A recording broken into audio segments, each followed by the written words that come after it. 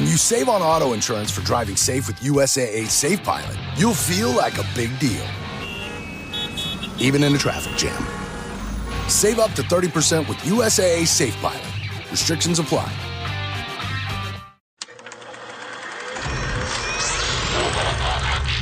Game over, man. Game over. Johnny. You're gonna need a big approach.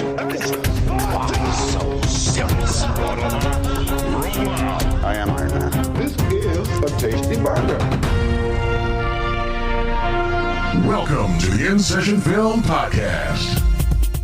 Welcome to the new podcast presented by the female film critics of InSession Film. We are speaking, we love movies, we are women in session. This week, gentle, kind folk and dear listeners, court is in session. We are having a debate. I am Kristin Battestella at Therefore Review. Zita Short of the 300 Passions podcast is here, and Amy Thomasson, our drama teacher by day, InSession film critic by night. We have a few issues with some of each other's favorites. We wanted to know, what is the best decade of cinema? And I feel like it's not come to blows. Virtually, maybe. It might be a close call. Zita, this was your idea. How did you come up with this kind of topic? Well, I think, as with most debates about cinema, it does seem to be a little bit specious when you look closely at it. But I do think it's an interesting topic because it does reveal something about our individual tastes. And I think for as much as it's difficult to compare and contrast these different eras of filmmaking, I do think it's fun in a way to structure an episode as a debate. And I know that Amy is going to come out guns a-blazing. So I'm looking forward to hearing that. I feel like I need a little gavel or something, like banging, like, no. My Golden Girls pen will have to suffice as my gavel. Now, we actually all ended up choosing different decades, which I guess already says a lot about us. So, and I guess you're right. I mean, cinema overall is much more subjective. I guess I feel like maybe it's become more fragmented more recently, but then you think, well, no, we have 100 years or so of cinema to say, yes, we can pick and choose. But Amy, I'll start off with you. You chose right smack dab in the middle. The 1950s is your best decade of cinema. Yes, and I will come out guns blazing. The 1950s has the best movies and the most diverse movies in an early time period. And it's a really exciting time period for film. That's it. I'm pacing myself. I don't want to reveal my hands too quickly, but I will say 1950, you have All About Eve and Sunset Boulevard. 1959, you have Ben-Hur and Some Like It Hot. I feel like I can just rest my case now. Like, thank you. I will argue with you. I will say the 1970s, because I think that is a much more diverse decade than the 1950s. And the reason, I honed in on the 70s was because I thought this is a decade that is still accessible to everyone. The 50s is a very oh, these are great films, you have to watch these, or they're black and white, or you have to explain to somebody, well, yes, some of the acting is over the top, or that was the style back then. But there are just, so many greats in the 70s that everybody can just pinpoint that are definitive kind of classics, and again, a decade that just spans so much. But Zita, you are coming in defense of the 1930s. Yes, and I think that the 1930s were the greatest decade of cinema because it represents sort of the process of movie making at its height. You have the American studio system in full swing, and you get all of this product that you could not find in any other era. You think of screwball comedies, for example. Those were a dime a dozen in 1930s Hollywood. You could not walk 20 paces without bumping into one. And yet, they stopped getting made after the 30s. You had a couple in the 40s, but the genre largely disappeared after that. And musicals, for example, were also sort of at their creative peak during this period.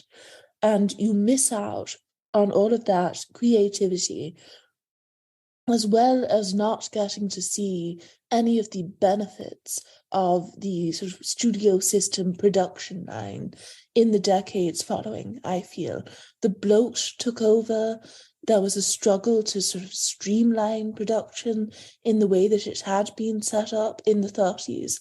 And you miss out on that sort of crisp precision that can be found in a lot of these 75 to 90-minute studio pictures from the 30s. And perhaps more significantly, I feel that this was the decade in which movie stars were at the peak of their popularity and their sort of pop cultural significance. And you look at figures like Jean Harlow and Claudette Colbert and Joan Crawford and Clark Gable and Katharine Hepburn, and all of these iconic actors were churning out 4 pictures a year, minimum, in most cases. And there's just more fascination in dissecting the career of someone who was in a romantic comedy and then a Western and then a musical and then a murder mystery in 1933 than there is with movie stars from other eras who typically came out with one big movie a year and did not get to either display their range in the same way or deepen their star persona, to deconstruct it, to intellectualize it in a way. And so we don't have, today at least, the modern equivalent of a Joan Crawford who was working her arse off between 1930 and 1939 and who got to work with a wide range of directors and who got to really display her range to the public, who got to show them, no, I'm more than just a blushing ingenue. Look what I can do. And we got to see her play really unsympathetic characters. And I feel as though that was completely lost to the sands of time in the following decades. Now, yes, a few episodes back, we had Eve O'Day, our guest lady, joining us to talk about her favorites of the 1940s. I think I said to you, Zita, I thought you would choose like the 40s being your favorite decade of having it all. And I wonder now, Amy chose the 50s, and Amy, you weren't with us for that. How did you not like the 40s? Well, the 40s was also, you really had, again, some of the best movies of all time, but you also had some lame movies. A lot of war propaganda films came out, and you either really like those or you don't. I'm not such a huge fan.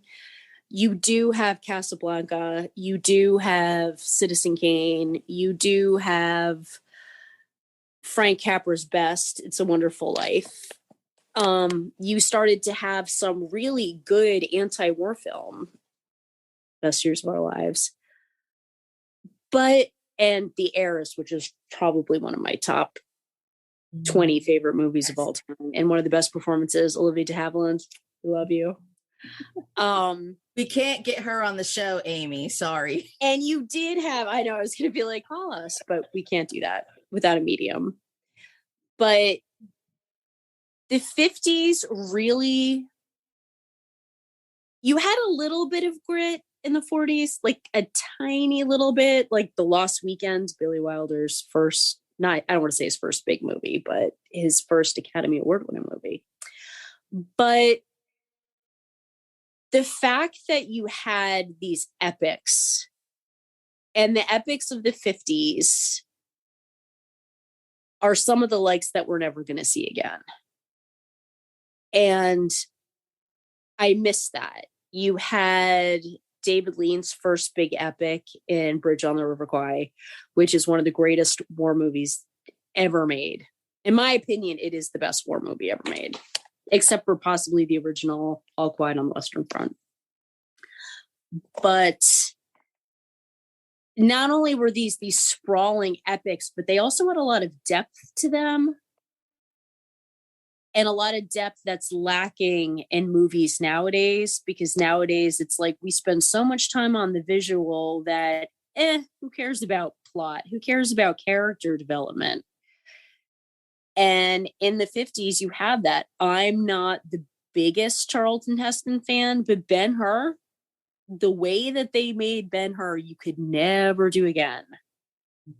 And the chariot scene, that alone, and yes, after the chariot scene, the movie's not exactly the most interesting film in the world, but the relationship between Ben-Hur and Masala, brilliant.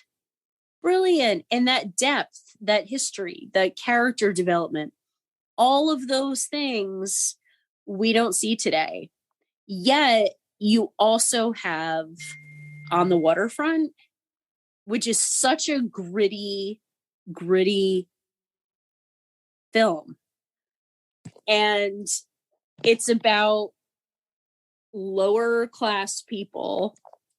And again, the depth of these characters, Terry Malloy, who idolizes his brother and worships Johnny Friendly, and by the end is like, you know what, I'm going to stand up to you. And I don't care how cliched or how overdone it is, that I could have been a contender, kills me every single time I watch it. I was your brother. Why didn't you look out for me? And that whole scene is so heart-wrenching. And my ex-husband, when we used to watch it, would cry when his brother was killed. And you have those moments, and it's just stunning. Marty, one of the most timeless films of all time. You cannot tell me that the movie Marty could not absolutely take place in 2023. With a couple of tweaks, you could still have that plot. You could absolutely see two guys in South Carolina at a Waffle House. What do you want to do tonight, Angie? I don't know. What do you want to do tonight? All that stuff. And you really see that. And I don't think you saw that in any decade previous to it. You're going to make me defend Charlton Heston when I'm supposed to be championing the 1970s here. So I think the 1970s have much more diverse independent cinema. Zita was talking about the studio system, and there's epics. Of course, there's the advent of the blockbuster. And I feel like these films are just so much more accessible to people, where the 50s, they would say something is over the top. Even Ben-Hur, and it's funny, I had to look up Earthquake because I wrote about that on the Charlton Heston list that I did at InSession Film. And I'm supposed to be doing a 70s sci-fi list that I haven't finished yet. Sorry, Dave. I'm still writing. And it's so funny because Earthquake is a disaster film. Like, you could be saying, like, hey, comic book movies, hey, disaster movies, hey, blockbuster movies, and you're talking about the 70s. And I was surprised to find, because I looked this up, Earthquake was the number 50 movie of the entire decade, if you're going by like highest grossing films. And I was like, Earthquake? Because it's just one of these typical kind of disaster movies that's a lot of fun. All these celebrities show up, and the advent of the airport movies, all those crazy things. And it's like we kind of chuckle at them, but they're still watchable. They still have really impressive effects compared to today's CGI. But I'm curious because, and even musicals, you have something like Grease, where I feel like some of the 60s musicals, I don't know, after The Sound of Music, I guess, kind of faltered. In the 60s and the early 70s, I think it was kind of a lull maybe at the end of the decade. Movies weren't doing that well, wartime things were happening. But because you two have the 40s in between, yes, there was a lot of wartime interference. But Zita, I'm curious, because we'll also talk a lot more about Some Like It Hot in the future, the difference in the Hays Code influencing these decades as well. Zita? Well, I think that's an important difference to draw attention to. And one of the things that I would say detracts from the 1950s as a decade of cinema is that the Hays Code had Hollywood in a very strong grip.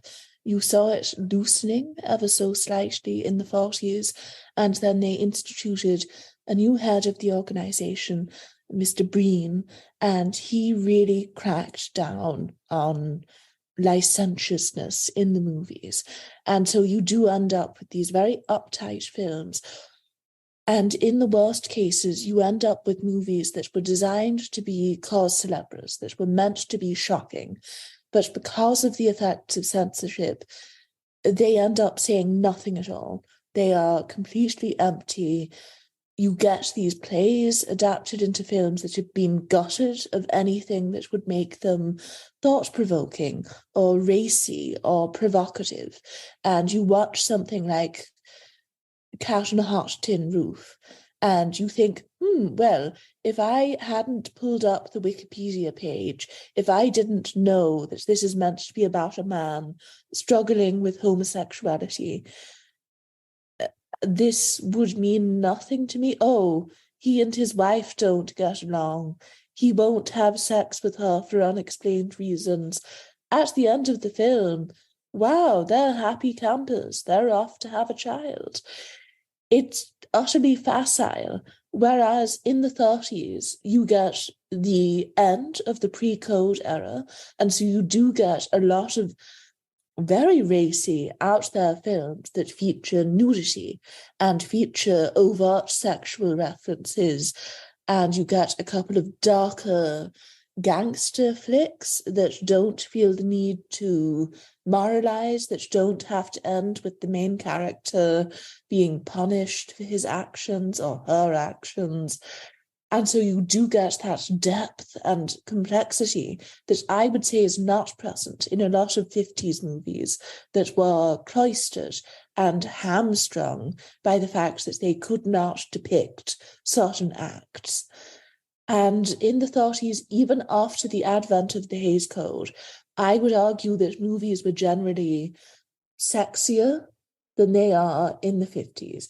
And that is because you still have actors who were alive and working before the Hays Code came into effect. And so they know how to work it on screen. They haven't been affected by decades of witnessing on-screen actors not doing certain things. And I think by the 50s, you have this whole generation of actors who seem sort of afraid on screen. Oh God, what will people think if I shimmy in this manner? Oh no, will the Ladies' Home Journal go after me if I do this? And everyone seems a lot more relaxed and open in these 30s movies. And something that Kristin referenced, I feel as though you get a lot less propaganda films from this period, whereas in the 40s and 50s, you have a lot of very jingoistic, nationalistic, America-first movies that are either about how we need to beat the communists and America represents freedom, and let's not think about all that racism stuff, and what's this women's liberation movement doing?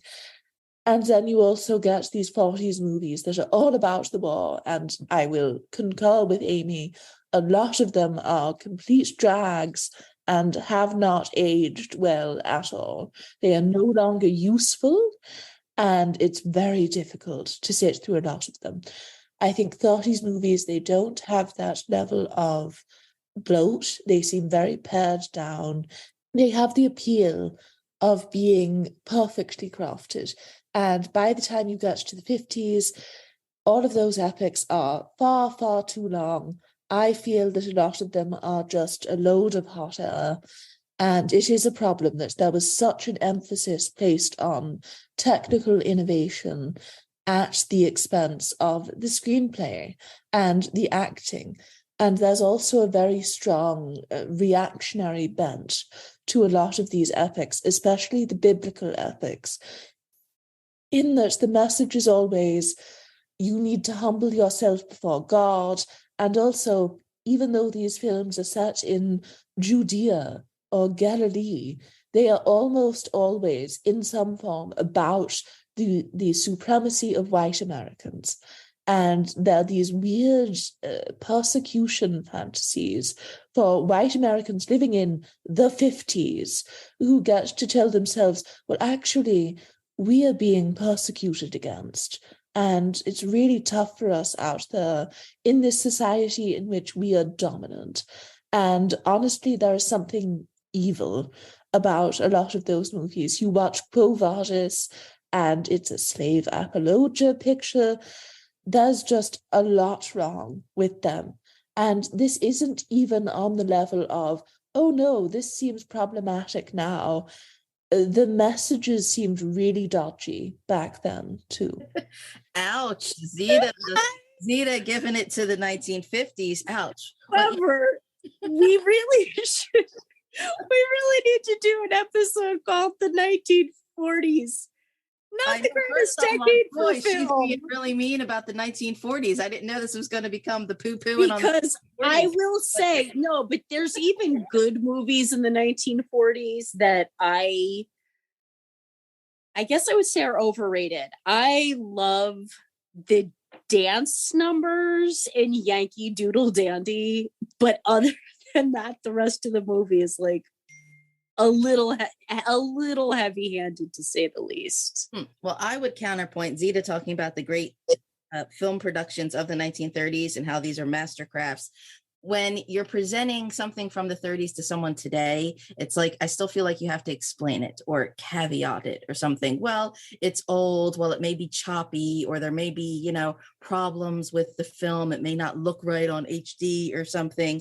And then if she was talking about how terrible the 50s were, about there's just a certain amount of chastity or something. It could be a whole separate issue to discuss all the 70s, the way blaxploitation films kind of come along, the way the porn industry kind of takes over a lot of things, so the irony of the 70s, you could say it was something for everybody. There was porn and there was Star Wars.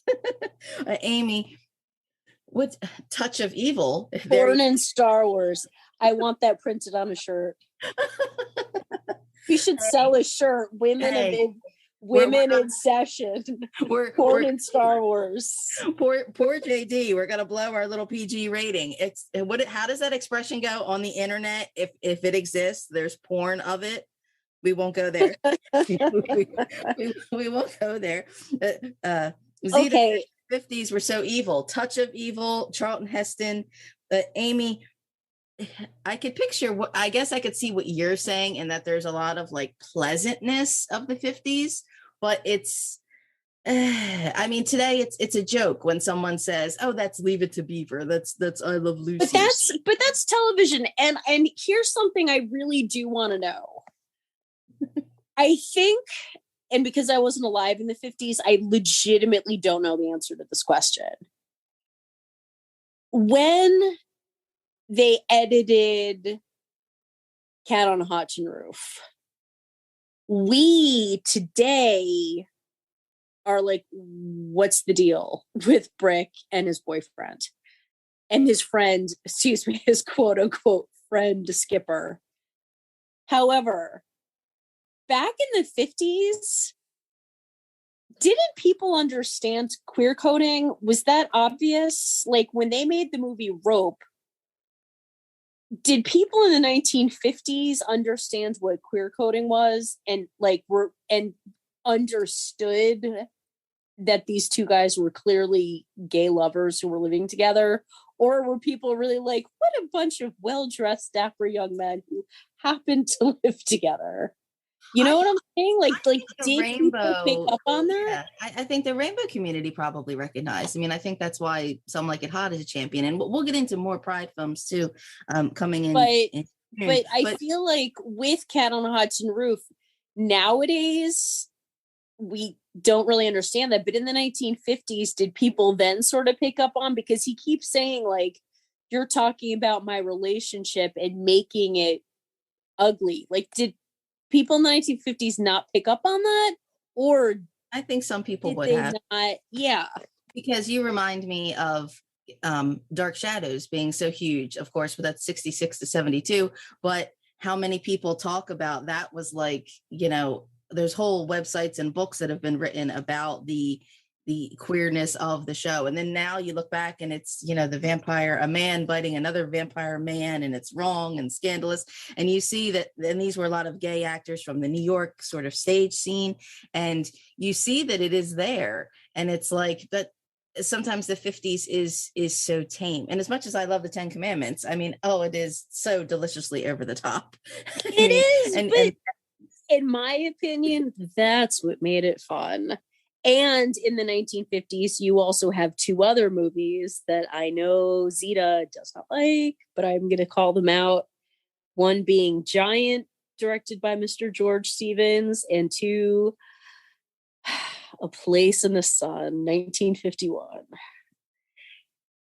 Such great movies. But again, they dealt with a girl. In 1951, you had a movie about a woman who had sex out of wedlock and got pregnant by her lover and seeks an abortion. That's pretty heavy for the 1950s. Some of these great films in the 50s you're talking about, I feel like I'm being mean. They're based on other books. So True. It's like you could go to the literature to get the real the real story. And we look at things with our 21st century minds today, reading between the lines. So in some ways you could say they're not a complete film because we live in like a Disney Plus kind of world. Some of these movies in the 50s, I feel like are expressly defined for the mainstream to go to the movies, or for like the kids to go to the cinema on Saturdays. That whole kind of, I don't know, is this safe for teenagers? Where it's like, the 70s, for as much as it had, fun things like Grease for the whole family, you had The Godfather and Jaws. You had, if Zita wants to talk about sort of, I don't know, diversity and nudity, I mean, the way the horror industry kind of booms in the 70s.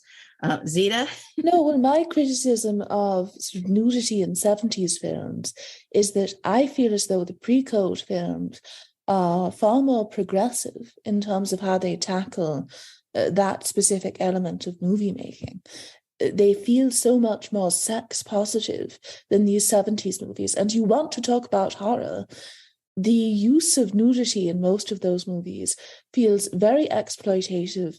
It feels as though it's produced specifically for an audience of adolescent males who want to gawk at boobs and possibly vaginas, while also judging the women who dare to go naked on screen. And they don't want to sort of own up to the fact that, I'm turned on by this. And so the horror movie lets them ogle these women without having to admit to the fact that they are adult men or becoming adult men, and they're attracted to these women. And no, those women are not sluts for going nude on screen. And I think these 30s movies are very different in that there isn't that judgmental gaze that you were expected to apply to these women in these 70s movies. Everything seems a lot looser, a lot more natural in my eyes. And it also counts for something that there's a lot more male nudity in these 30s movies.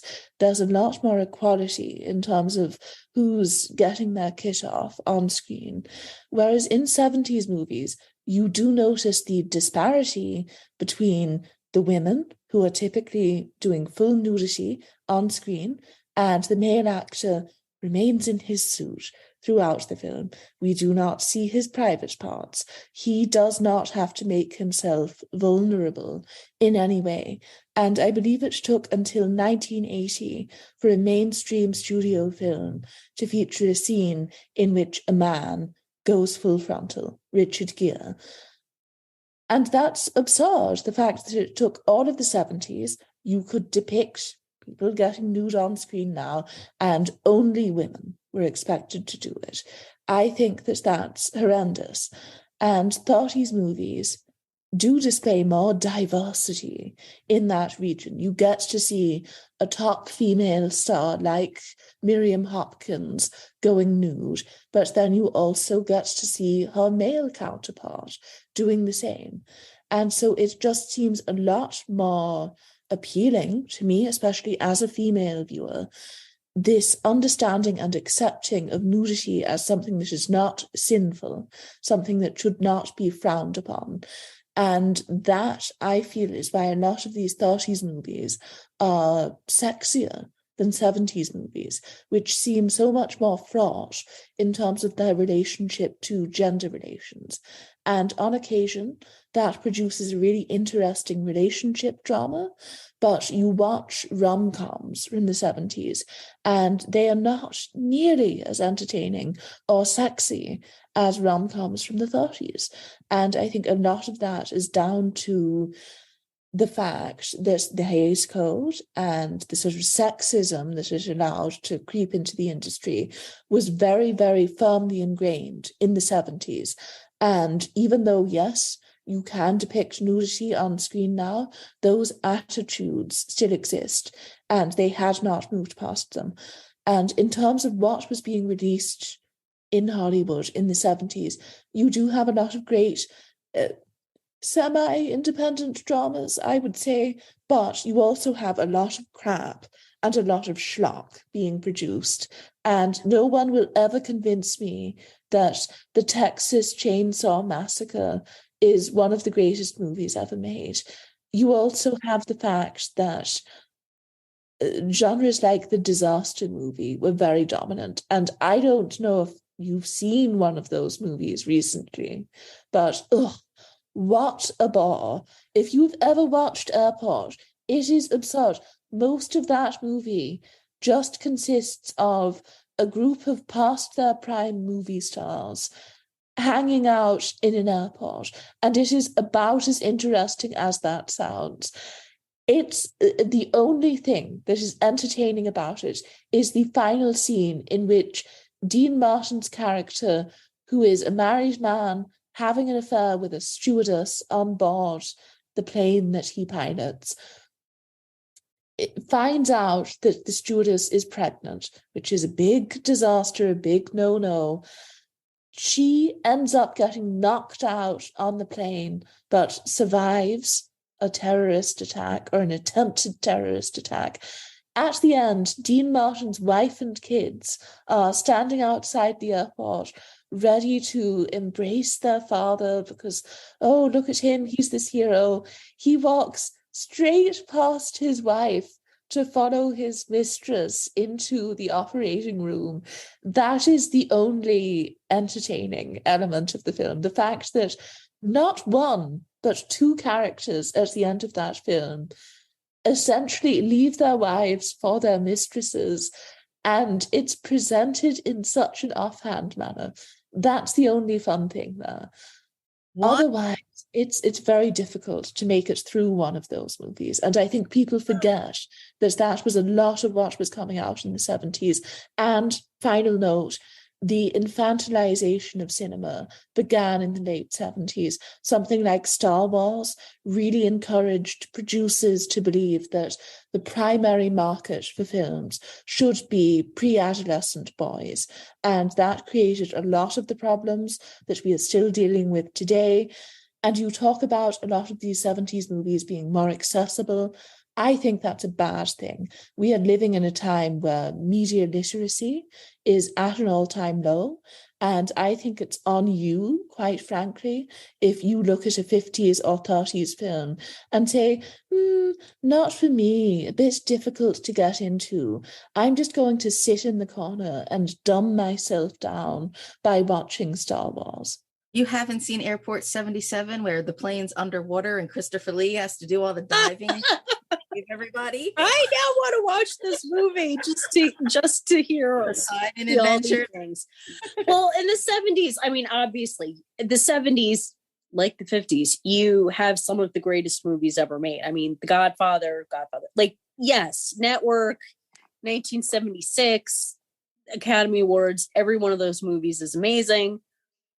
But when it comes to the nudity of the 70s, it really kind of brings out something that I don't remember happening before the 70s because there wasn't as much nudity. But, and I'm calling out Robert Altman. Robert Altman, I know you're dead, but do not give me a call. The sexual humiliation of women starts to become a thing. Looking at 1970 with MASH, with how they treat hot lips. I think it's either 70 or I think it's 70, because 71, yeah, because it lost Best Picture to Patton. I thought you were going to say it's really painful to watch that movie. Last Tango in Paris. Painful. Last Tango in Paris, the nudity, and when she's in the shower and they all watch her, like, it's really disturbing as a woman to watch that movie. And also in Nashville, where that woman has to do that striptease, and it is so, I feel actual physical pain watching her, because she's so humiliated, and the men are so, when she's singing and they're degrading her and throwing stuff at her and booing her, it's like, and then they're like, no, get back out there, like, do a striptease. And she's doing the striptease, and it's so not sexy and so, like, not human. It's just so awful. And yet men were titillated by this. Not a weird segue. I was going to say that's what I like about the 70s, but not the bad Nashville stuff, but something like Taxi Driver. You've got like the, poor little Jodie Foster, in this movie, like prostitute, but it's still an exceptional film. And I think it's amazing.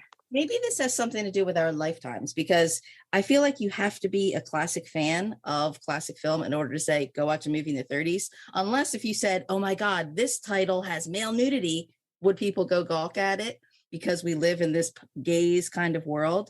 But it's like, I feel like the 70s hit things out of the park. And I feel like we have still been trying to recreate everything that good since. And I feel like we're in the situation that we are in now because we're still trying to emulate the good things that happened in the 70s. I mean, we just had like, I don't know, more mobster movies, and we've got like a Grease TV show, and there's still Star Wars stuff. And it's like, Superman. When people ask me what my favorite comic book movie is, I still say Superman, the original Superman. I feel like has it all, because it's not based on CGI. It is, time is taken for characterization.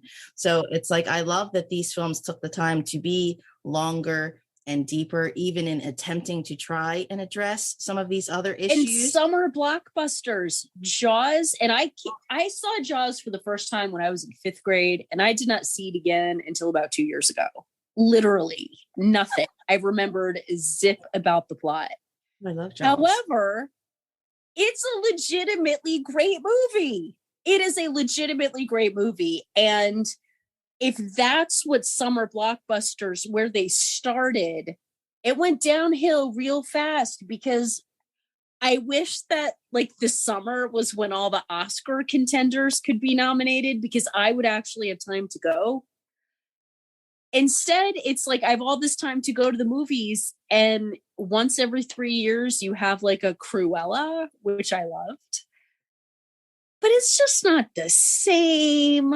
And it really, really, really stinks. Two things I wonder is how much of it is we still have some of the same people who worked in the 70s that are still working now, but also towards the late 70s is where you begin to get, and I think I've mentioned this before, we've discussed this off camera, about when did Disney become Disney? And I think that first hit with something like The Little Mermaid, when merchandising became in, because Star Wars was the first to have merchandise, everything, cereal boxes, t-shirts, all the works, toys. But then you also had something like Saturday Night Fever, which released the soundtrack before the movie came out, and that brought the buzz to the film. So I feel like that's when the movie making machine kind of came up, compared to what Zita was talking about, the assembly line of the studio system. So I don't know if it's just, to some people the 30s is too old. And I'm saying this as someone who loves the 30s, but I chose the 70s because I knew what decades you guys were going to pick. But because I'm also curious, because Amy, as much as you're poo-pooing some of these 70s things, for you said it was a tough call between choosing the 50s and the 90s. Because to me, how could you get so far apart in tone? Well, oh my gosh, All About Eve and Goodfellas.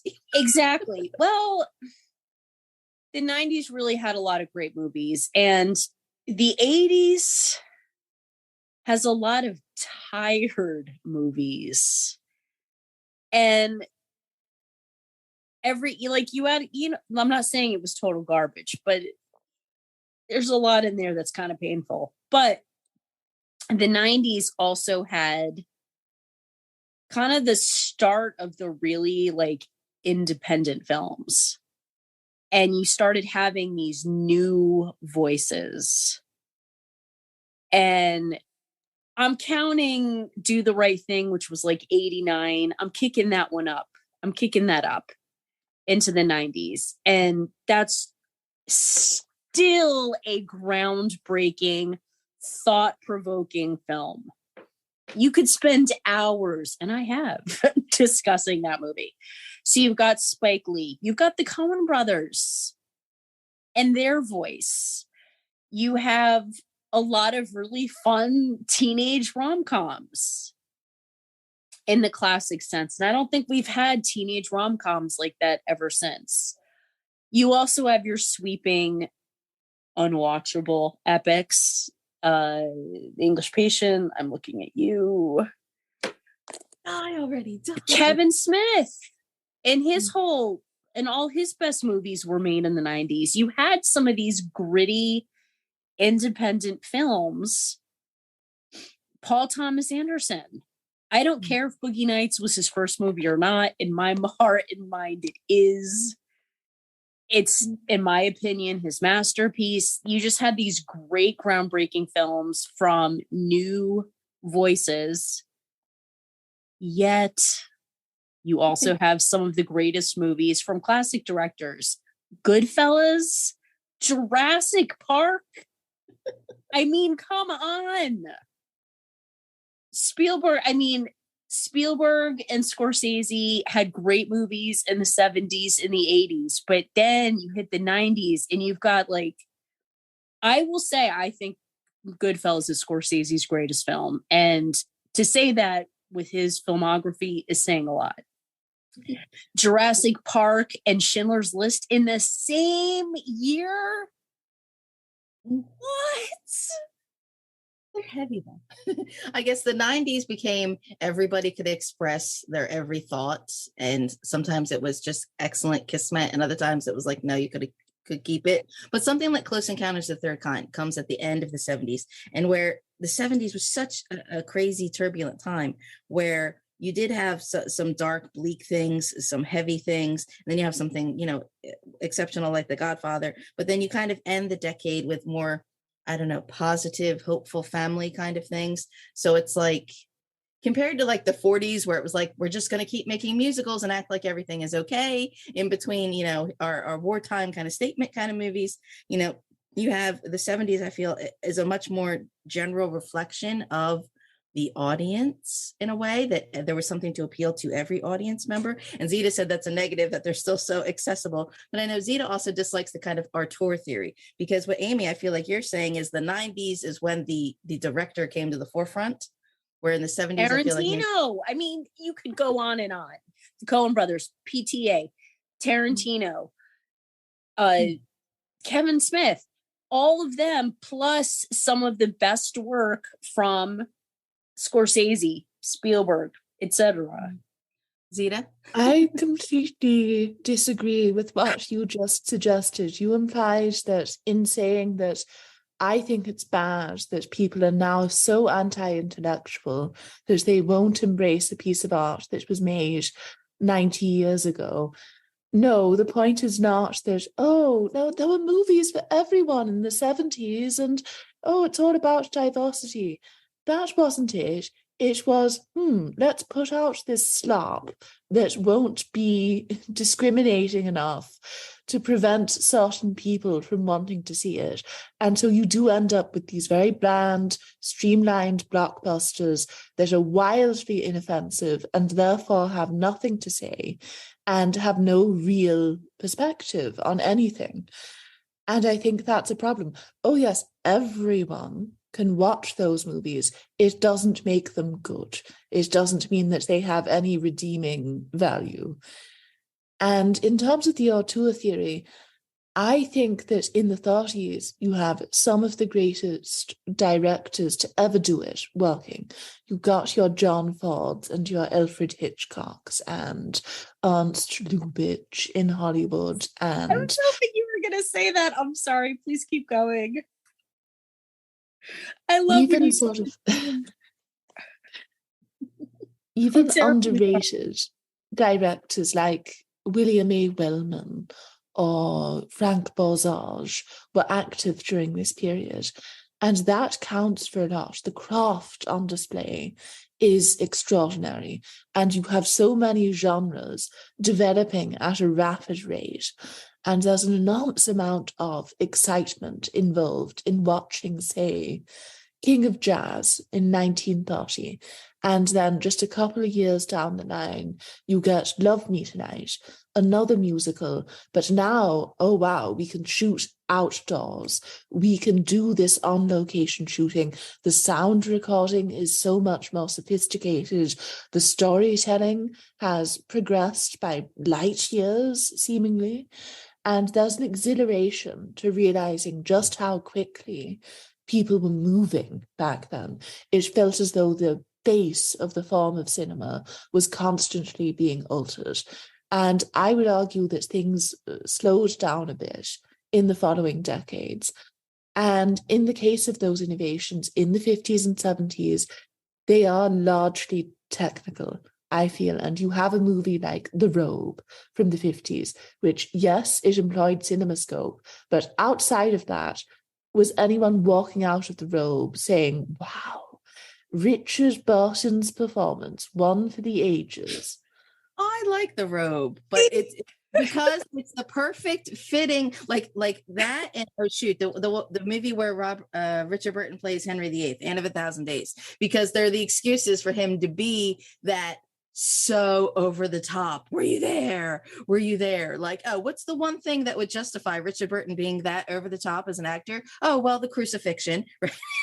But let me ask you, because you rattled off a nice name of directors who I feel like you have to be a student of film to recognize those directors' names, because I wanted to ask you also, I feel the same way about the 20s. Every time you want to suggest a silent film to someone, you feel like you have to defend it or explain why it's great because it's absent of a technical achievement, as opposed to, unfortunately, yes, today where it's easier to say, watch this movie because it has a cool special effect. But the 20s, did you have a backup decade, Zita? Well, I suppose my backup decade would be the 40s, if I'm being honest, but it's very difficult to settle on one. And I think for me, the 30s are just the default greatest decade. So there wasn't much deliberation in my mind. The other thing I need to mention as we're talking about the 50s and the 30s, that as, yes, you get into the 70s and you really do get into realism. You have people wearing like t-shirts and jeans. Movies had a certain glamour in the 30s, 40s, and 50s that they didn't have. And in some ways, yes, in the 50s, things were very, very repressed. But I think I appreciate the creativity that directors were able to do to make things a little naughty. And I'm thinking of Rear Window. And you've got Grace Kelly. And first of all, who did not want to order her entire wardrobe in that movie? Like, come now. And I love when her entrance in that movie, where you just see this beautiful face in slow motion leaning towards Jimmy Stewart, and it's hot. It is hot. And then in the 70s because of the male gaze, and you're talking about Hitchcock blondes. Okay. And I know it's the worst, but when she leans in and she gives him a kiss, and there's that soft whispering, and later when she has this little teeny zip up like valise clutch purse that she has her negligee in, like, that is naughty. That is naughty. That's Hitchcock to me. And I love it, though. I love how naughty that is. And we have all Grace Kelly, who, was the Ice Princess. At InSessionFilm.com, we've all written about different Hitchcock subjects, and we talked about Hitchcock before. But again, I come back to nobody would pinpoint let me click on a random 50s movie, but Alfred Hitchcock, they'd know by name. And I will also say this. I have also now seen North by Northwest. I am the one person alive who apparently doesn't think that's one of his best films, and I thought it was kind of boring. But in 1 year, you had another voice, and I also feel like by the 1950s, a lot of the directors and writers from the 30s were again really hitting their stride. Billy Wilder, we always got to mention you. In the 1930s, was co-writing. And I will defer to Miss Zita on this. Didn't he co-write Ninotchka? Billy Wilder, yes. Yes. So again, he was learning the ropes. And then The Lost Weekend, Double Indemnity, great movies. But then he's got, in the 50s, he starts the 50s with Some Like It Hot. Then he has Stalag 17, and he ends the decade with Sabrina. He's got hit, classic, almost every single year. And I'm surprised I haven't brought up William Holden yet, and it was a big decade for William Holden, the greatest of them all. Go listen to her. I was impressed with myself that I chose the 70s because I thought I'm not relying on any of my favorite men. There's no Montgomery Clift. There's no contemporary men. No, but how interesting is it? Even in the mid 50s, you had a lot of remakes. And as Zita was saying, all the technological achievements are just for the sake of it, they fall flat. Even in 10 Commandments, you can see the unfinished special effects, which I always find quite amusing when you're watching it on Blu-ray. You're like, yeah, this movie looks bad. Honestly, though, compared to the Ben-Hur Blu-ray, it's just the most exceptional thing I've ever seen, Ben-Hur on Blu-ray, just because of the way it was made with such choice production and depth of field. It's just exceptional compared to today where it's just, we're just going to CGI over the whole picture kind of thing. But I wonder, you girls are both talking of people graduating from the 30s. Even again, it's someone like Hitchcock. You can see, oh gosh, those early films are only for the connoisseur, they're really kind of bad. But how you see how he kind of keeps redoing what he's doing till it culminates in the 50s. And then I said, how is it people that started working in the 70s were still relying on their visions today? Zita, is there but no, you said that already, that you found the opposite. You didn't like that kind of culmination in the 50s. No, I've always been on record about the fact that I think he was at the height of his creative powers in the 30s. I think you watch those early British films and they display a sort of zest and a zeal that I think can't be found in those 50s films. And a big part of that is that while a lot of his 50s movies are very influential, they influenced movies that I don't really have any use for. Something like North by Northwest is undeniably an important film, but it led to the creation of something like James Bond. And I don't think that any of those movies are good.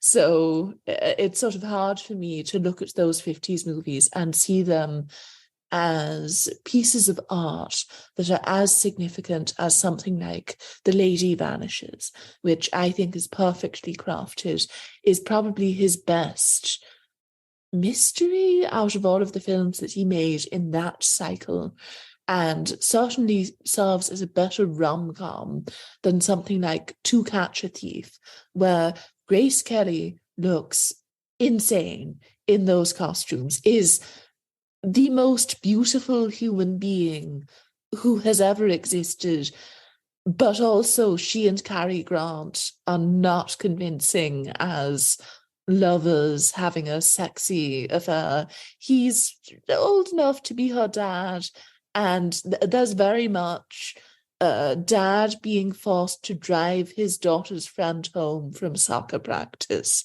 energy. It seems very much like he's her chaperone.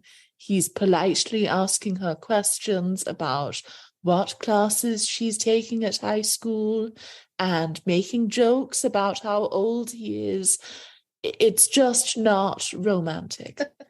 I'll counterpoint with I stuff agree I with know you you on hate. all of those, but I will also bring up 1951 Strangers on a Train, which I think is one of his best movies, and I feel like not enough people see it. And I did write about that at InSession.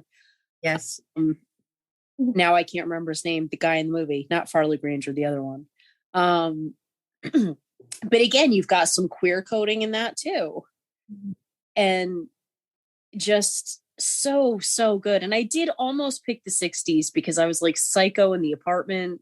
You got some good stuff there. I love Psycho. And Mike Nichols. You've got Mike Nichols. So Zita hates James Bond. I feel like that's kind of a case in point where you do get some great ones in the 60s and then they struggle in the 70s. But they also, I feel like the reason Bond movies that struggle in the 70s are because it's trying to jump on whatever the trend is at the time. It's like there are parts of Live and Let Die that I like, but it's clearly that they're trying to make their own blaxploitation picture. When you get to Moonraker, which I hate, they're trying to do knockoff Star Wars stuff, but I love James Bond, but you can see the ups and downs when they're trying to emulate other things. But I know also Zita hates horror. And I will say, The Exorcist is the kind of film that is not for everybody. It makes people uncomfortable. It's a very startling film. It has, some real shocking things in it. And it seems weird to say sexual things in it for a little girl being possessed, but true. And I also adore Alien. I have spoken at length, hours on end. I've done some work on Alien, and I love the sexual symbolism in Alien. It's easy for a lot of people to write it off as saying it's not a horror movie, it's a sci-fi movie, or big deal, it's just a horror movie in space, no one can hear you scream, that kind of stuff. That's such a great tagline, by the way. Whoever wrote that, I hope whoever wrote that got a raise, because that one's real good. But I agree with you. And the deal with, and I will absolutely, because I am Westerns and like sci-fi 100% not my genre. But Aliens is a capital G great film. The Exorcist is a great film. Speaking of my girlfriend, Ellen Burstyn, Ellen, we love you, call the show. The Last Picture Show, I think, is a masterpiece. It's one of the few movies that I will say opening frame to the end of the credits is a perfect movie. Like that, Goodfellas, there's only a few that really fit into opening to the end of the credits. It is a perfect film. I feel sad that Peter Bogdanovich was never able to even remotely ever come close to what he did. I'm glad he went into like film history and acting on The Sopranos. It's interesting you bring up Westerns because there's the beginning of the decade. There's Westerns. 69, we talked before about like the Wild Bunch, and you get things like Little Big Man and of course like Butch Cassidy and Sundance Kid. But the Western is in the 70s is trying to be realistic, telling it how it is, telling it how to be gritty, trying to grow up and be mature, compared to the in TV, I forget what they called it when they in the 60s or 70s or something, where they've said cancel everything that has a tree in it, where all of a sudden Bonanza was gone, Gunsmoke was gone, all that kind of rah, like Zita was talking about, that Americana of the Western is largely gone in the 70s. You end up with, the bleak end of Butch Cassidy and the Sundance Kid, So, and again, I don't know, what is the relationship with Butch and Sundance? But that was 69 though. That's just getting into the 70s. Yeah. It did. That started to really break some ground. Zita, I didn't ask you directly. Did you have an opinion on Alien? It's fine. I think, as with a lot of those 70s horror movies, I think it's a bit overrated. I think it gets a lot of credit for being one of the rare horror movies to be sort of slick and polished and to have high production values. The Exorcist, oh my goodness, that one has aged like spilt milk. Her saying your mother sucks in hell, that is hilarious. If I walked into a room and there were a green-faced little girl on the bed and she said your mother sucks cocks in hell, I would burst out laughing. And Oh my in God. film, you cut to this horrified reaction shot. I just think it's very of its time. And I can understand why, say you're a 14-year-old boy in the 70s and you're not allowed to watch this movie, and there are all these stories in the newspaper about people vomiting and fainting at screenings of it. Maybe it would seem scary then. If you're an adult and The Exorcist scares you, what's up? You're killing me, Smalls. You're killing me, Smalls. We're supposed to be a You're on fire today. show. Love it. We've got babies on this, on this show. I love The Exorcist. And it's funny because there are times today when I watch horror movies and like in the opening few shots, I can, completely dissect the film and say I know exactly what's going to happen because they become so formulaic and predictable. And even then, back in the day when I was watching, all the old Hammer things or something, I didn't see The Exorcist, I think, till I was like 14 years old. I was so excited to get like the DVD of like the special edition or something. And I came home from school at like 3:00 in the afternoon. It was broad daylight. And I sat and watched this movie. And I was home alone by myself. And I was like, it's like so scared in like more ways than I think that I've ever been about films. Like even when I first saw Psycho, I think I spoke about this before on the podcast. I love Jaws. It was like I knew they were scary, but I wanted to know why. What was it about this kind of cinema that was clicking like our fight or flight response? And why did we enjoy having this communal experience of being scared? But The Exorcist was like was just so chilling to me. And I don't know if it's because it's religious horror in a way, or if it's something that is more psychological, cerebral, that okay, yes, like the crucifix that you don't see is meant to be shocking, that maybe today obviously is tame compared to things. That's what I think that people don't understand about Alien. I don't necessarily think Alien is slick today, because slick in visual or effects, because that's one of the things that was a problem with Prometheus, and having to try and look like it came before Alien with today's, modern science fiction look. But Alien, I love that it is steeped in, which you could argue also. There was an earlier film, I think it was called Planet of the Vampires, which is very similar, but I think it's a Mary Bava movie, where there's a lot with eggs and green and the whole look that's kind of copied in Alien. But it's a body horror movie, and it's about male rape, and I think that's what makes everyone so uncomfortable. The Zeno, the face hugger of on John Hurt, that is scary. Out into the mouth, and it's the male who gives birth. And then of course there's the debate at the end with Veronica Cartwright, who, when you look at, if you study on the screen when they show their dialogue, is apparently meant to be a transsexual character. And the way it's the tail that kind of comes around her leg, and then like the next scene you don't see what Ripley sees, where you just see her legs, her bare legs in the foreground, and you hear the scream and the gasp, and the way everything is kind of gooey. And that's what I say.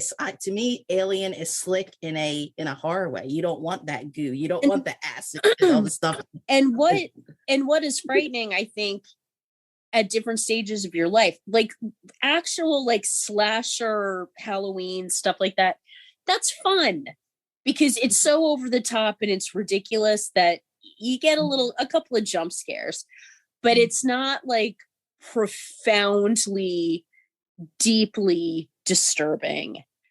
For me, again, this is just totally getting off topic, but like 1968, Rosemary's Baby, that movie terrifies me to my core. And it is not ghosts, it's not a slasher, it's the conspiracy that everyone's in on it except for you. And you are vulnerable and you cannot trust your husband or your doctor or your neighbors. That is terrifying. This scene where she goes to the doctor and she's pouring her heart out to Charles Grodin, and he's like, we'll take care of you. We'll take care of you. And you're like, finally, someone is helping this woman. And then you see her husband and the neighbor that is bone chillingly scary to me. And I think with The Exorcist, there's a religious thing with it. And with Alien, it's something invading your body that's not supposed to be there. And that to me is chilling. And Zita, we talked previously last Halloween. Everybody watches Halloween on Halloween. Well, we talked about like the Universal films and the Val Lewton films, and I think we touched upon some of the formula or the racism in a lot of the assembly line horror movies of the time, where some of those mysteries were like, oh, it's not really something scary, you know, it's just kind of something pretend. It's actually like a comedy, or they use racism to make comedy moments. They'll have, you know, the butler character that's basically there just for some typical excuse. Does the racism date the 30s movies? I think the thing here, though, is that the 70s horror movies are, in most cases, practically the same in terms of their racism. I wouldn't say that you see much of a progression in the 40 years between the Universal horror movies having their heyday and these cheap exploitation horror flicks from the 70s. I think they're equally reactionary on political grounds. I don't look at 70s horror movies and think, wow, what a wellspring of radical, progressive politics. Isn't this awfully subversive? No, they still seem very limited in their outlook. And for me, the distinction is that the 30s horror movies have better production design, they're handsomely mounted, and they're made by filmmakers who seem to give a damn, who seem to have a vision. And with these 70s horror movies, I have met people who try to convince me that Roger Corman and George A. Romero are great artists. I'm not convinced. I love them. See, I love that the independent cinema at the 70s was also just so cheap and such shoestring, where you did have people that were trying to push the envelope, and you have something like Night of the Living Dead that comes out like 68, but they also didn't bother to put like their copyright stamp on it, so it became like a public domain movie. You know, like the cheapness of that, you could still get a statement out of a film even if it was so cheap. But Amy, you talked about liking the style of the 50s, and the way Zita said the racism didn't change in the 50s. You still have a lot of Black people who were just the butlers and the servants in the films. You know, there was still that, as much as we look at with today's 21st century brains, looking at the 50s and saying, well, we can see in the repression maybe what's trying to be said, but there's still certain films are just so off-putting just because they are all white gloves and pearls. Oh no, and that's absolutely true. I mean, I can't defend that, because the 1950s was a very, very repressive time. And it is unfortunate. But I feel like you also started having movies about everyday people, and a movie about a butcher who's kind of lonely and hanging out with his friends one Saturday night win Best Picture. I mean, you know, and you start having Elia Kazan, and you start having heroes that were the underdogs, and the Blackboard Jungle, and Real looks at like, now again, not perfect, but Real looks at like, maybe America isn't as perfect. The films of the 50s, I think, were politically ahead of the politics of the 50s. And Imitation of Life kind of started asking some questions. There's a lot of, I think it's a much deeper film than people give it credit for, because I think people watch Imitation of Life and they think the daughter is total monster, how awful she is to her saintly mother. However, and I'm saying this as not being a person of color, was the daughter rebelling against her mother, or was she rebelling against the idea of happily accepting her place as a second-class citizen? Her mother, who again is a saint, the funeral, oh my gosh, she's just so great. However, the daughter was like, I don't want to be a second-class citizen. I want to be treated like everybody else and have all the advantages of life. And I want to reject my mother's idea of, oh no, I'm just the servant. I'm going to be the servant for Miss Laura and support her and make my life all about this rich white woman. And her daughter was like, no, I'm not going to do that. And yet people remember that movie and really dump on the daughter when her daughter kind of had a point. That's what I love about Psycho, though. Psycho comes along and it's like it just blows everything out of the water. Like that decade is done. Like we're gonna have the man, the king of his castle. There's gonna be violation in the home, and it's gonna be this perverse kind of change around of the mother and the son. You know, all the kind of juicy things and happening. In the 60s, you also have The Apartment, which, believe it or not, I know a guy who thinks that movie is like dated and totally whatever. And it's like, The Apartment is Mad Men decades before Mad Men came out, because it's in the moment and it's calling out these dirtbag executives and showing what dirtbags they are. 50s, in the 1950s, you have the man in the gray flannel suit. Oh, how sad, the conformity of the 1950s. Yet in the 1960s, it's like, no, these guys are dirtbags. Look at how they treat women. We're just gonna awful. We're just going to split the difference and just go with the 60s. I find it interesting that we all chose classic decades, because I mean, when I was younger, there was this line of where did classic cinema end? And not everybody even included the 70s. So now I find it interesting that you look at film today and it's almost like we're still trying to recapture the things that happened in the 70s. But then you reminded me of like 1968, Planet of the Apes. The first time I showed that to my husband, when we got it on Blu-ray when it first came out. And he said, when was this movie made? Like the 80s? And I was like, no, 1968. He's like, oh, wow, it looks so good. So to me, I love that the great films from this era remain great, and sometimes it's like they even end up looking timeless. I like when today's technology, like Blu-ray, like the 4K, just revitalizes these films that I think more people should see.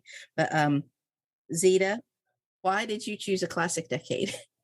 Well, because I thought it was the obvious choice. If you listen to this podcast, you probably sense that I'm not all that hot on contemporary cinema.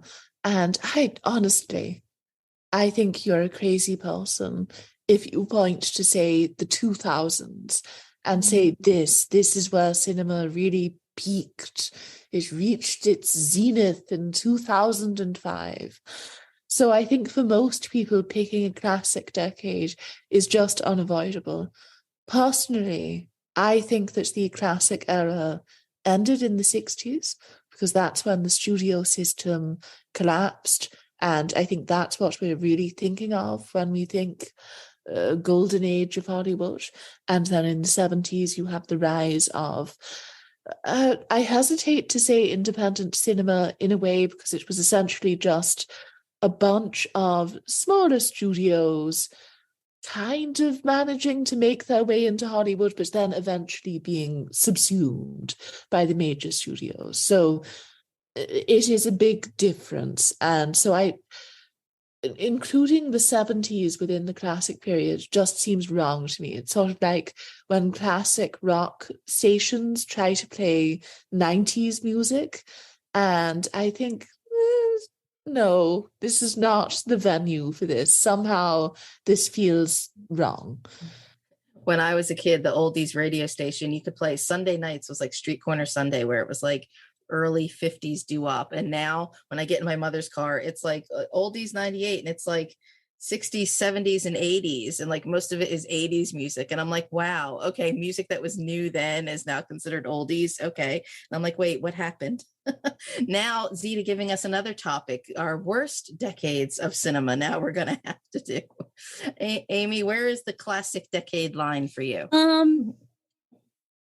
I would say the 70s, because I see in the 70s, you still had a lot of groundbreaking. You had new voices that broke a lot of ground, yet you also still had practical effects. And I'm looking at Apocalypse Now. That movie, the way that they made it is insane, and they would never do it nowadays. Just like in 1957, when Sam Spiegel was like, okay, David Lean, let's build a big old bridge and let's have an actual train go over it, and then we'll blow it up. Because of course you had the Filipino army by day fighting, and then by night they're covering it up and using it in a movie. And after the 70s, you would never see a movie made like that again. And God bless it. And The Godfather, classic. You really do have some of the best, and you could say this for every decade. You have some of the best movies of all time, but yeah, you still had some of that gritty realism. You didn't have a CGI shark. They had to build a big friggin' fake shark, and it didn't work. And they had okay, this didn't work. Now what are we going to do? And they had to like actually figure it out, as opposed to, oh, we'll edit it in, or we'll CGI it. That's what I love about that about the 70s. And you can see the strings behind it, behind the puppets. That's what Jaws gets but right. It still had that magic. It's shark. That magic. The payoff and actually seeing the shark is more about the characters than actually seeing the shark in a way. That's your first kind of jump moment with the shark. But how much of it is the music and just somebody in the water looking over their shoulder? But you also have Quint giving that monologue about the USS Indianapolis. That is a fine piece of legitimate acting. And after the 70s, those blockbusters started getting watered down, and it stop being like, let's get Robert Shaw. Like, yes, Jaws. And then you get to something like Jaws 3D, and you're like, yeah. And I love Mary. We have Sharknado. I mean, come on, man. It's like, what happened? Like, look at you defending my decade. You had that gritty realism. You had young babies, Martin Scorsese, and with Taxi Driver. I mean, come on. It's so great. But yes, I do. The 50s do have a style and a slickness. And you had a lot of attractive men. William Holden, Paul Newman, Monty Clift, Rock Hudson. I mean, come on. Like I said, I was a good girl. Yes, I didn't choose. Honestly, I'm glad that Amy spoke up. Someone needed to acknowledge this aspect of the debate. Because, to me, if we're talking about 21st century films, now I do see what my husband's saying when I only watch a show because if a person is in it. And I'm like, well, that's not fair. I would have watched the movie anyway, eventually. But ironically, because we live in a time of where the movie star is dead, but yet it's like, if I'm following certain cast or crew, then I'm more willing to watch the movie, as opposed to in the past where it's like, yes, let me go through the entire Montgomery Clift filmography. Kismet. Zita? Yeah, I think it's one of those things that you do have to consider, and perhaps some of my nostalgia for the 30s is impacted by the fact that the filmmaking process that we're dealing with today is so different from what we had back then, whereas it's easier to find antecedents for the sort of movies that we see today back in the 70s and even the 50s, whereas the 30s, it does feel like this lost world that can never really be recaptured or recreated. One thing that I find so simple that I don't understand why it does not work is lighting design. Because in the 30s, the lighting design, we discussed this before, there's Val Lewton, where it's the shadow of a cat on the wall, and they're using, a cat with a spotlight to make this effect. And it is so chilling. And I don't understand where we lost that shadow and light sort of heightening your set, heightening your performance, and it's the more I'm watching older shows, I'm retreating to my comfort favorites. I'm finding I just like the way practical effects look better, as opposed to when today, if I see something with bad CGI, it completely takes me out of the movie. And there's just so much bad. Yeah, that episode of Game of Thrones where it was like pitch black the entire episode, and you're like, what's going on? I can't tell you how many times I want to use that Melisandre gif where she just drops and turns to dust, but it's like, it's so damn soft. Let me tell you, a couple months ago, I only had time to rewatch the beginning of it, but the opening of The Godfather, goodness, the black, the I believe in America, and then slowly you see Buonasera. And then slowly the pullback. There will never be a time I watch that movie where that doesn't like make me gasp and get chills. And it's the lighting. And then you pull back.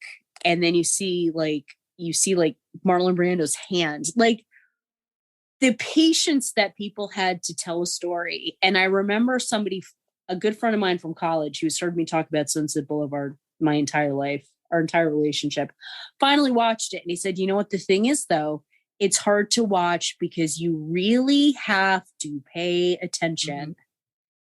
They really require it because that if you miss the exposition at the beginning, you have no idea. Wait, why is he at this woman's house again? Oh, we could talk so long about The Godfather and Godfather 2. Because to me, The Godfather is in some ways, very sentimental, very nostalgic because it is, it takes place of earlier time, 40s, 50s.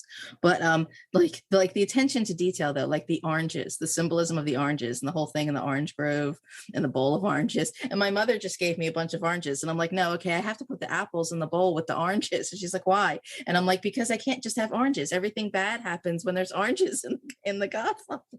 And who doesn't want to have one of those toilets with the chain like they had at the restaurant? And I still, every time I go in there and he first puts his hand in and like he can't find the gun, I still am like holding your breath. You realize you're rooting for the person. How he's supposed to come out shooting and he doesn't. He goes back to the table. I'll tell you that every person will be like when he's walking away, like drop the gun.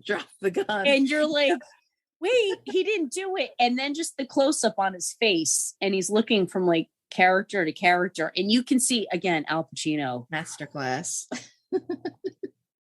That's what we call an interior monologue on your face.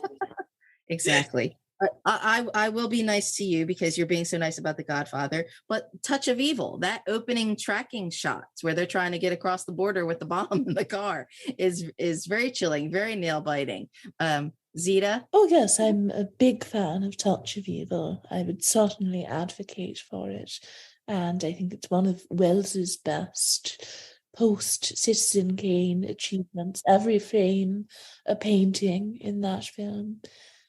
Having said that, I still think that those movies were few and far between in the 50s, and it's difficult to find, it's very difficult to find many movies that sort of match up to Touch of Evil, which is a masterpiece.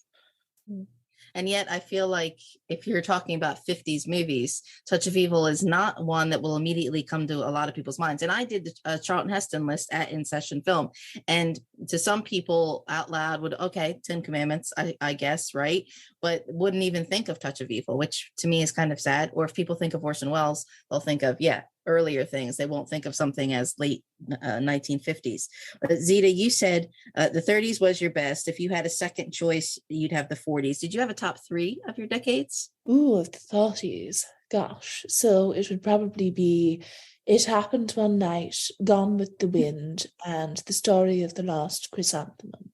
I really thought Ninochka was going to be on there. Yeah. It's in contention. I do adore that film. Is Ninochka maybe like top 5?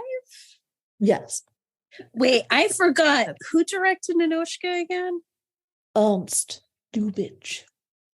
I love it. And of course, we're obviously only talking about Western things, which I'm curious, this would be a whole separate, bigger study if we just said, what was the best of the decades if we were only talking about British films? Would be entirely different if you're talking about foreign language European cinema. So quite interesting because, I would say something like the 20s with German Expressionism, Zita? Well, The Story of the Lost Chrysanthemum is a Japanese film, so I would put that in contention. And I thought we were considering international cinema. I know that the discussion sort of had a focus on Hollywood and the American production system, but I do think someone like Amy invoked a lot of that sort of international cinema and especially the influence that it had on Hollywood filmmaking. So I think you still made a robust argument for the era as a whole. And if you're talking international cinema in the 50s and please let me know if I'm wrong on any of these. La Strada, thank you. I rest my case. And a bunch of Kurosawa movies came out in the 50s. If I'm wrong, I'm really gonna be shooting myself in the foot here. But They did. And the Italian neorealism. I mean, good stuff. Good stuff. And it's hard. And I was talking to someone about the Italian neorealists the other day. And because I love Italy. Love, love, love, love, love, love, love. And we always imagine it to be, whenever I think of Italy, I think of like the British ideal of Italy, because I think of Room with a View. And it's just so beautiful and charming. And then I was telling somebody about the Bicycle Thieves, and I'm like, that is one bleak film. It's so simple, yet it also completely crushes your soul by the end. And that final image, and La Strada with Messina, is that her last name? Messina, and Anthony. Yes, Anthony Quinn at the end of that movie. Again, bleak, but amazing, and just calling them classics it doesn't do them justice, because you know how much these changed the world. I thought you were going to say like the Italian films were British, as in like growing up, all the Shakespeare movies or all the things that took place in Italy, like, or all the Roman centurions all had British accents. Well, that too, but you just had you had the neorealism, and it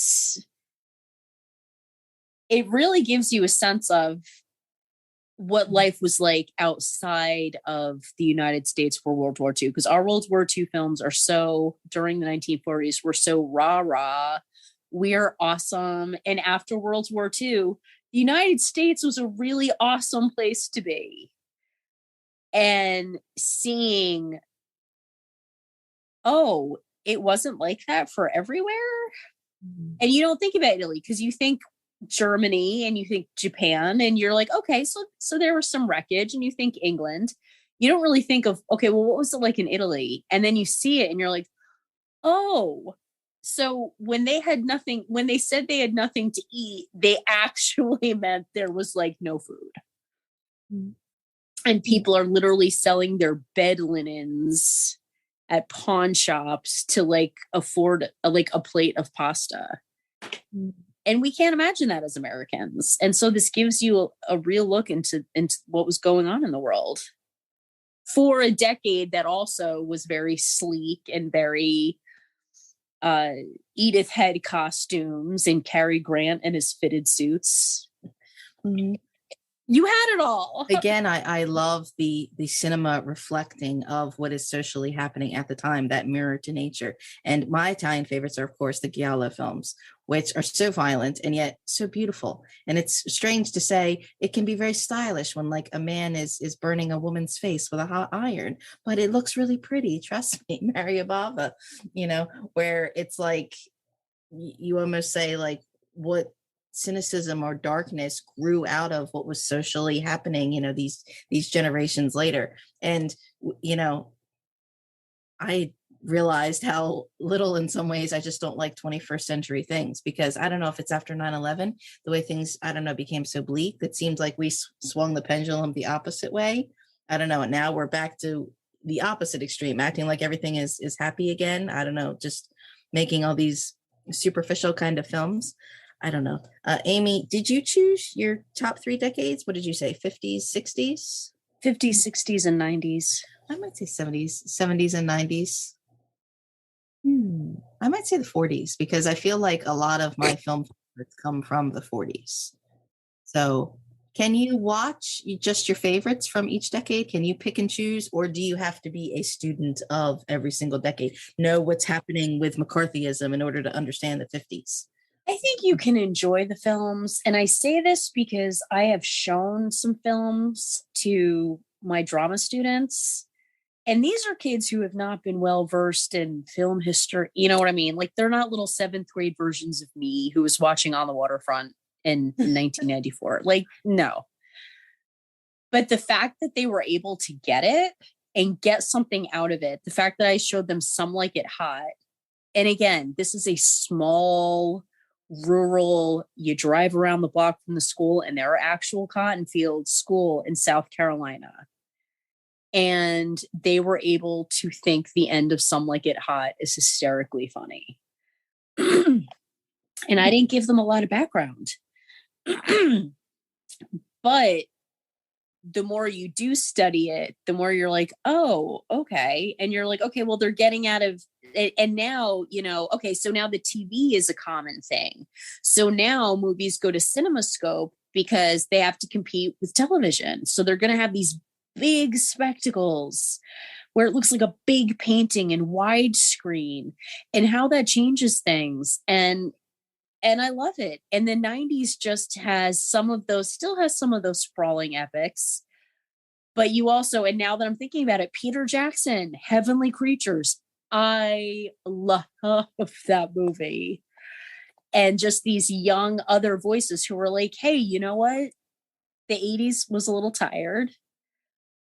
But look what we can do now. We can come up with we can kind of go back and have some of these razor sharp dialogues, and we can do our own thing. We can do Clint Eastwood. I can direct my own Western, and it's Unforgiven, and it's one of Amy Thomasson, one of my only Westerns that I really love. It's Does funny. it make the famed Amy Thomasson Top 100?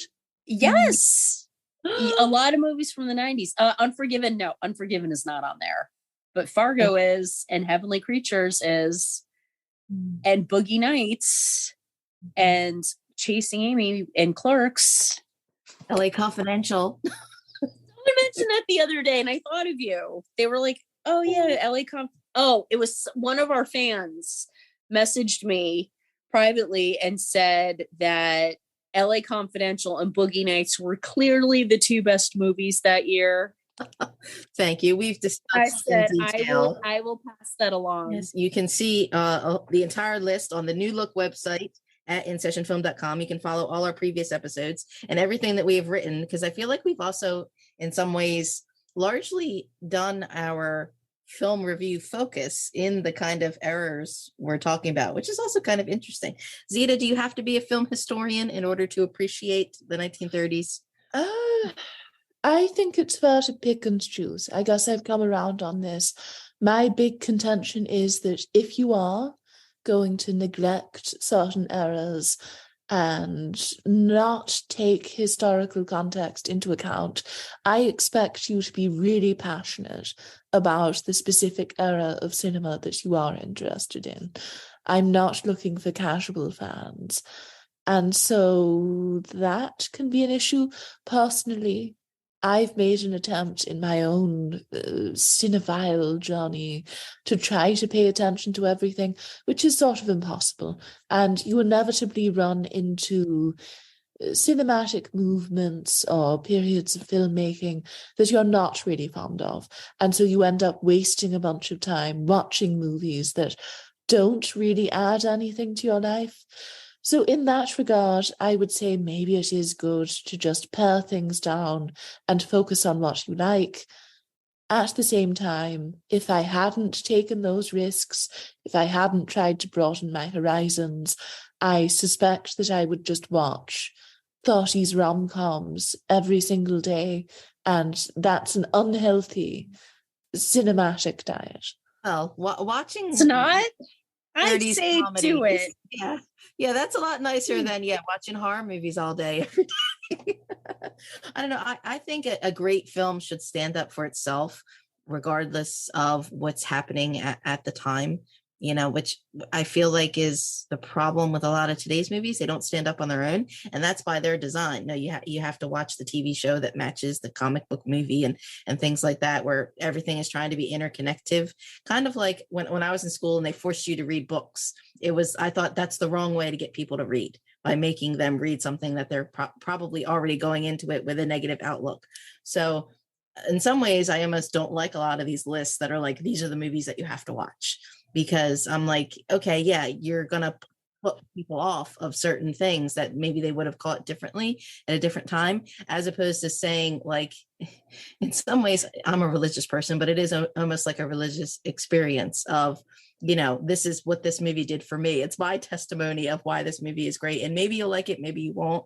That's okay. So I love that when there's just great films and people can see them and they're just not universally loved, but when people can say, I can see why this is a great movie. Maybe it's not my cup of tea.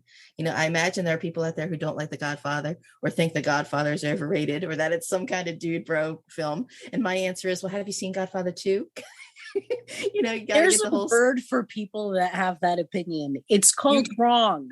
You are not a film fan. If you're not I went on a singular date one time and I didn't really want to go and I wasn't really in the mood, but I was like, whatever.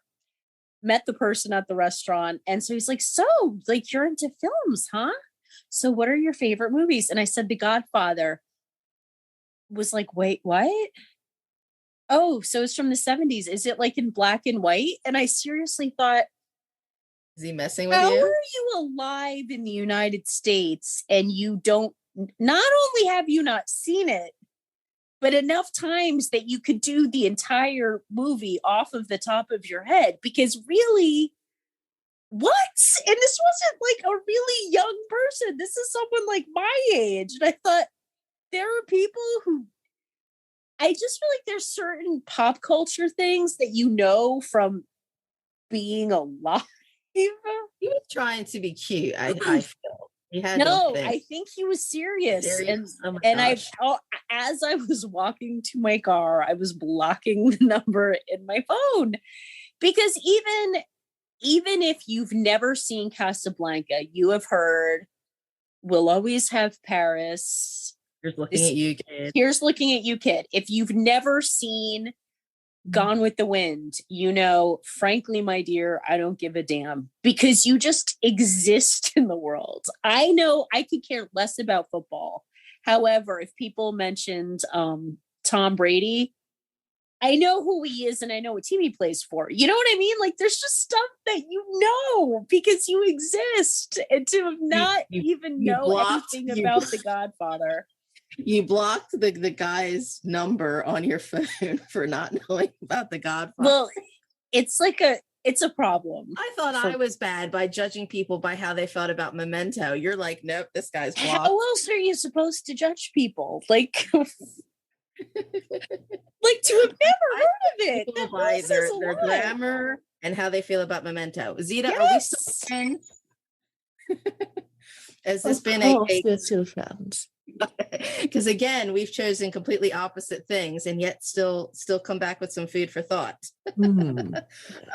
Are you doing some more 30s films for the 300 Passions podcast? Yes, I hope to get to those soon. I'm going to be chatting about A Farewell to Arms soon, so certainly not a rom-com, but a very dramatic tragedy about war.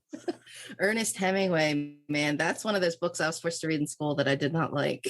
I could do another podcast series called Why Ernest Hemingway is the Worst with a capital W. Thank you. Do you remember that scene in Silver Linings Playbook where he finishes A Farewell to Arms and says, what the, I'm not going to say it, and like hurls the book out the window and then goes downstairs and rants to his parents about how awful Ernest Hemingway is? I have never connected with a character more in a film than I did with Bradley Cooper in the Silver Linings Playbook when he went on his rant about how terrible that book is. I was like, I've given that rant before. Poor JD for this episode. I've told him before, like, I don't like The Great Gatsby either at all. And I'm like, but I use that gif to him all the time of like Leo making his toast with the fireworks. I thought that was a really good adaptation of the book and better than the Robert Redford. Another topic, jazz era film adaptations, the worst. Nice. Is it the book you don't like or the movie or all of it? All of them. Not a fan. And my sister used to carry around like she loved Tender is the Night, and she also loved The Catcher in the Rye, but Hemingway just no. Was she an English major in college? No, but she did teach English for many years. Those were all the English major favorite books. Yeah. Ugh, no, not my style. Zita, what did you write about at the 300, not at 300 Passions? You already told me that, at InSessionFilm.com. Well, I don't have any balls in the air at the moment, but hopefully something will come up soon. I'm supposed to be finishing that 70s sci-fi list for our beloved editor, Dave. Amy, you're at A. Thomasson 11. What are you working on recently? It's a surprise. On what are you working, Amy? I just said we have to speak proper grammar. It's a surprise. I've got a couple. Okay. I've got a couple of things in the works. Okay, unless it's a Guy Pearce interview, I don't care what surprise you have. It's not.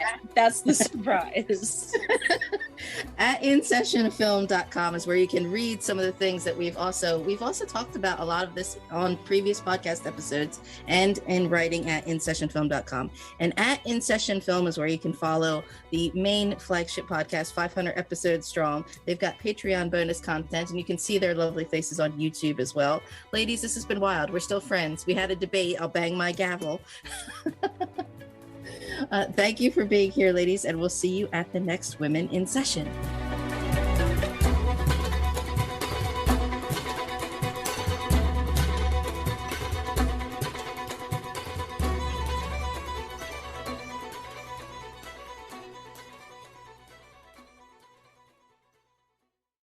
When you save on auto insurance for driving safe with USAA Safe Pilot, you'll feel like a big deal, even in a traffic jam. Save up to 30% with USAA Safe Pilot. Restrictions apply.